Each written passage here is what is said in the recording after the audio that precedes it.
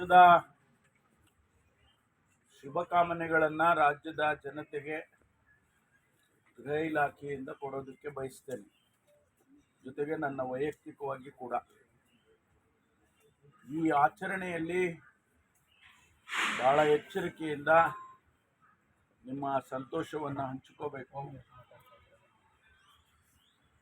ಆಚರಣೆ ಮಾಡುವಂಥ ಸಂದರ್ಭದಲ್ಲಿ ಅಥವಾ ಆಚರಣೆ ಮಾಡೋದಕ್ಕೋಸ್ಕರ ಹೋಗಿ ಅನೇಕ ಜನ ಪ್ರಾಣ ಕಳ್ಕೊಂಡಿರೋದನ್ನು ಹಿಂದೆ ಎಲ್ಲ ನೋಡಿದ್ದೇವೆ. ಅನೇಕ ಘಟನೆಗಳನ್ನು ಕೂಡ ನಾವು ಅನೇಕ ಜಿಲ್ಲೆಗಳಲ್ಲಿ ನೋಡಿದ್ದೇವೆ. ಬೆಂಗಳೂರಿನಲ್ಲೂ ನೋಡಿದ್ದೇವೆ, ಹೊರಗಡೆನೂ ನೋಡಿದ್ದೇವೆ. ಹಾಗಾಗಿ ಈ ಬಾರಿ ನಾನು ಈಗಾಗಲೇ ನಮ್ಮ ಹಿರಿಯ ಪೊಲೀಸ್ ಅಧಿಕಾರಿಗಳ ಜೊತೆ ಸಭೆ ಮಾಡಿ ಎಲ್ಲ ರೀತಿಯ ಸೂಚನೆಗಳನ್ನು ಕೊಟ್ಟಿದ್ದೇನೆ.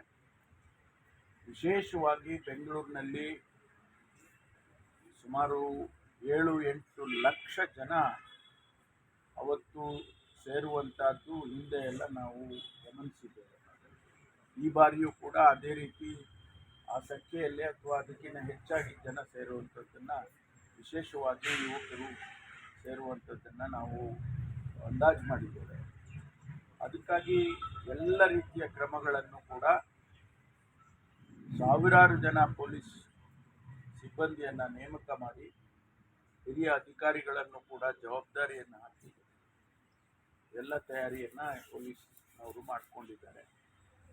ನನ್ನ ಒಂದೇ ವಿನಂತಿ ಏನು ಅಂದರೆ, ನೀವು ಹೊಸ ವರ್ಷದ ಸಂತೋಷವನ್ನು ಆಚರಣೆ ಮಾಡುವಾಗ ಭಾಳ ಸ್ವಲ್ಪ ಎಚ್ಚರಿಕೆಯಿಂದ ಮಾಡಬೇಕು. ಯಾರಿಗೂ ತೊಂದರೆ ಆಗಬಾರ್ದು, ತೊಂದರೆ ಮಾಡಬಾರ್ದು.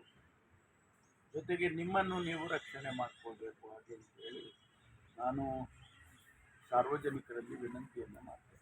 ಸರ್, ಅಲ್ಲ ಸಮಯದಲ್ಲಿ ಎಷ್ಟು ಗಂಟೆಗೆ ಅಂಗಡಿಗಳು ಅಥವಾ ಪಬ್ಗಳೆಲ್ಲ ಕ್ಲೋಸ್ ಆಗಬೇಕು ಅಂತ ಟೈಮ್ ಏನಾದ್ರು ಕೊಡ್ತೀರಾ, ಹೇಗೆ ಅಂತ? ಇಲ್ಲ, ನಾವು 1 ಗಂಟೆವರೆಗೂ, ಈಗಾಗಲೇ 1 ಗಂಟೆವರೆಗೂ ನಿಯಮ ಏನಿದೆ ಅದನ್ನು ಇಡ್ತಾರೆ. ಅಂದರೆ ಅದಕ್ಕಿಂತ ಮೇಲೆ ಮುಂದಕ್ಕೆ ಹೋಗೋದಕ್ಕೆ 1 ಗಂಟೆವರೆಗೂ ಹೋಟೆಲ್ಸು, ರೆಸ್ಟೋರೆಂಟ್ಸು ಅದೆಲ್ಲ ತೆಗೆದಿರ್ತಾರೆ.